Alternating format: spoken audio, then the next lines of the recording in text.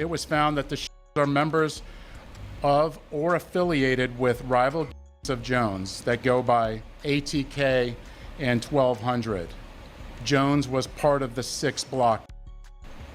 Detectives believe that the ATK and the 1200 worked together to target Jones as part of an ongoing feud in Jacksonville.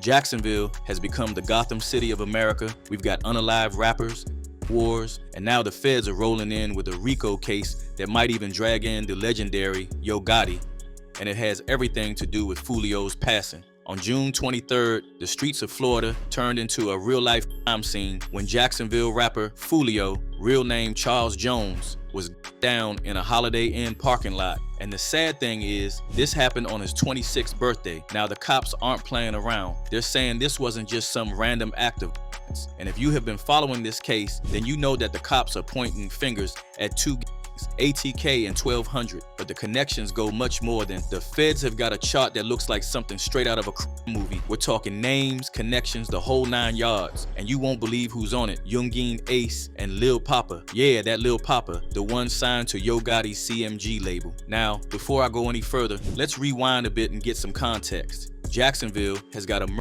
rate that's over double the national average. For years now, there's been this intense beef between different crews in Jacksonville. We're talking about groups like Cut Circle and Head First. These guys claim they're just music collectives, but the cops are always on them. They see them as straight up street gangs. Since then, the group sent me an email saying they are not a gang.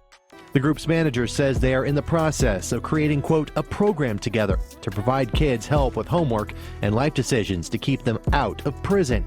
The message ends with, quote, so is Cut Circle a gang? No, strictly a group of guys with a rap dream. This beef has been heating up for years. We're talking drive-by, revenge takeout, organized takeouts. It's like a real-life game of Grand Theft Auto out there.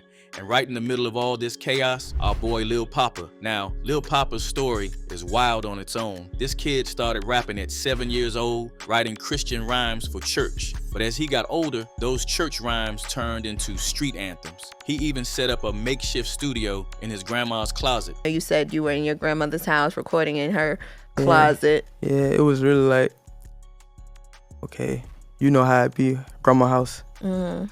So everybody, like, that immediate family know. Mm-hmm. Whenever I need, I don't care when it is, where I'm at. When I need to go to grandma's house, I can go to grandma's house. I'm following tough times, I can go to grandma's house. Right. Oh, I was always grandma's house, you know what I'm saying? Like, somebody gonna be in there, you know what I'm saying? Like, it's never gonna be no less than 5 people, you know what I'm saying, like, at a time, so. Poppa's career was on the up and up. He dropped his breakout track, Purple Hearts, in 2018, caught the attention of big names like Polo G, and eventually signed with Interscope Records. But you know what they say, you can leave the streets, but the streets don't leave you. See, Poppa and his crew, Cut Circle, have been going back and forth with another group called Head First for years. Now enters Foolio, another Jacksonville rapper who put the city on the map. Poppa and Foolio used to be cool, even recorded some tracks together, but then something went down, and next thing you know, they're throwing hands in a Foot Locker. Another shocking thing you mentioned in the record was Lil Poppa, another Jacksonville artist who releases quality music. Yeah, he seems to stay to himself. He's not all over the blogs and doing all this. And you mentioned him. What's the history with you and him? How does that correlate?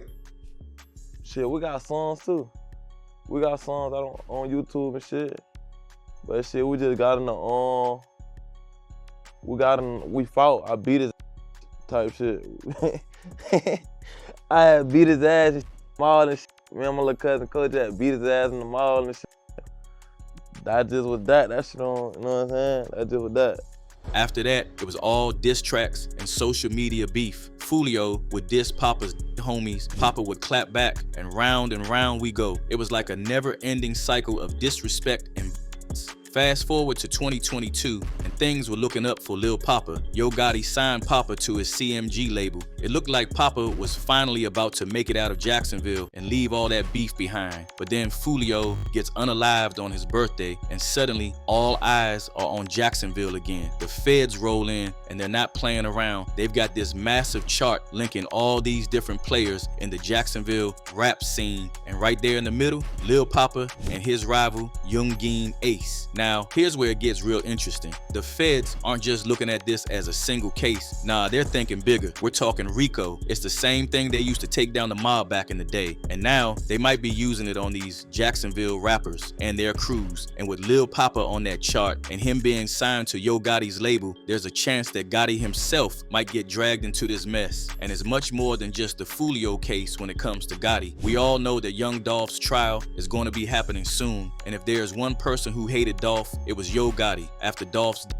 it was revealed that Hernandez Govan, one of the suspects, was found chilling with Big Juke, Yo Gotti's brother. Then a video drops with some dude claiming Big Juke put a $40,000 hit on Dolph. Yes, bro. I said if I see them folk, because these folk had something to do with it, bro.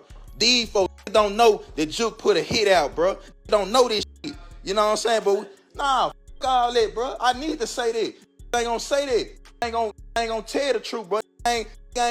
Man, hey, bro, how you gonna feel if I told you, hey, man, look, bro, my Juke put a $40,000 hit on you, bro? Like, man, come on, bro, I'm standing on that. Bro, I'm not no shake ass, bro. I ain't no finna tell me a put $40,000 on my head and I'm finna do this, bro. Anybody that associate with you, and this ain't got nothing to do with them other folks, bro, cause they ain't in no. So y'all see how everything is connected. Now let's be clear, nobody's been charged with anything yet. This is all still under investigation, but sources close to the investigation are saying that RICO has been long due for Jacksonville and Memphis, and the streets are talking. One user didn't hold back, saying ATK will collapse in court just like YSL did. Another commenter went full Judge Dredd on us, dropping this gem. They should collect all of them off the streets. So will the feds drop that RICO hammer? Will Yo Gotti get in all this drama? And most importantly, will these Jacksonville rappers ever squash their beef and focus on the music? Drop your thoughts in the comments below. And hey, if you enjoyed this deep dive into hip-hop drama, don't forget to smash that like button, hit subscribe, and ring that bell so you never miss out on the latest scoop.